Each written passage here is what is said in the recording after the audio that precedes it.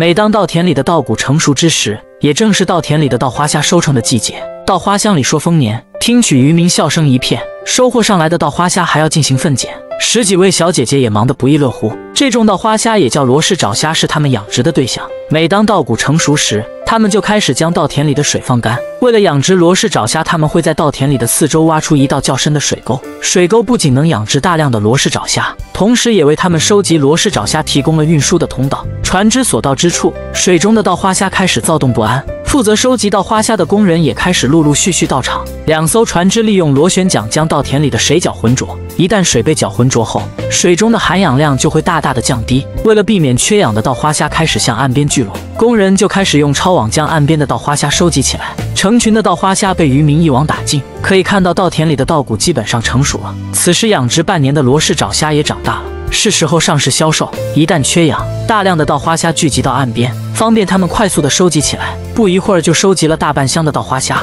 有些工人还会利用地笼的捕鱼方式将稻花虾收集起来。一旁负责搅屎棍的工人利用螺旋桨快速的将稻田里的水搅浑浊。这一搅拌，连水沟里的淤泥也开始翻江倒海。收集回来的稻花虾也会有工人负责运输。整个收集稻花虾的工作有条不紊地进行着。开始感受到缺氧的稻花虾慢慢地聚集到岸边，工人只需要顺着岸边就可以将稻花虾一网打尽。一旦收集足够多的稻花虾，就可以放到船里面的篮筐里。种植水稻时还能养殖罗氏爪虾，这样的养殖方式一举两得。在稻田里种植稻谷是他们的副业，真正能提高收入的还是稻田里的罗氏爪虾。岸边开始大量聚集虾货，也让他们忙不过来。此时工人也开始不慌不忙地将躺平在岸边的罗氏爪虾收集起来。收集足够多的稻花虾后，他们开始开船打包回岸。被送到岸边的稻花虾开始用清水进行冲洗。10几位小姐姐开始对稻花虾的体型进行分拣挑选。为了避免稻花虾窒息，还会不断地向虾货身上喷水，同时也为了清洗虾货身上的淤泥。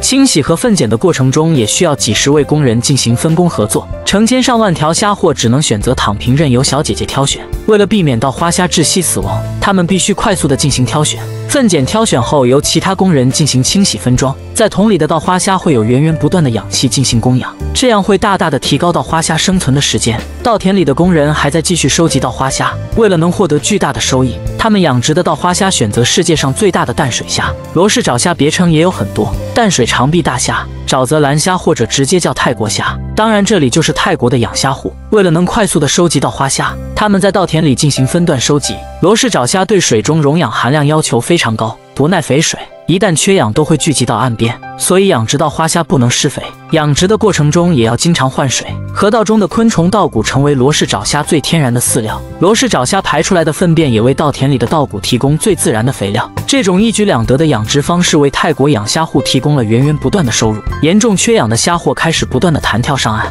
宁愿躺平在岸边，也不愿窒息在水里。虽然这些罗氏爪虾看起来体型并不大，但对于这种密集养殖的方式，体型算是挺大的。罗氏虾对水质要求非常高，适合生长在水温18度到30度之间。在生长的过程中，可以投一些鱼饲料、虾饲料或者贝类饲料等，同时还要定期检查罗氏虾的健康状况，防止疾病的发生。养殖罗氏虾需要注意水质、温度、密度、饵料、换水和疾病等多个方面，只要综合考虑这些因素，才能保证罗氏虾的健康生长和高产。从稻田里的河道就能观察平常水位的位置，所以他们挖出来的水沟深度也不会超过1.5米。每当稻谷成熟时，稻花虾就开始上市。在稻田里养殖出来的罗氏虾也备受当地人喜爱。这种稻花虾肉质鲜嫩，带有一定的甜味，有些人还会觉得有一些微妙的口感和花香，非常适合制作各种菜肴。罗氏虾的味道与它养殖环境、饵料等因素有关，因此选择优质的养殖基地和科学的养殖方式，可以提高罗氏虾的品质和味道。同时在烹饪中配合适当的调味料，也可以让罗氏虾味道更加鲜美可口。有些渔民为了提高抓虾的乐趣，直接徒手去抓。这种搅屎棍的捕捉方法，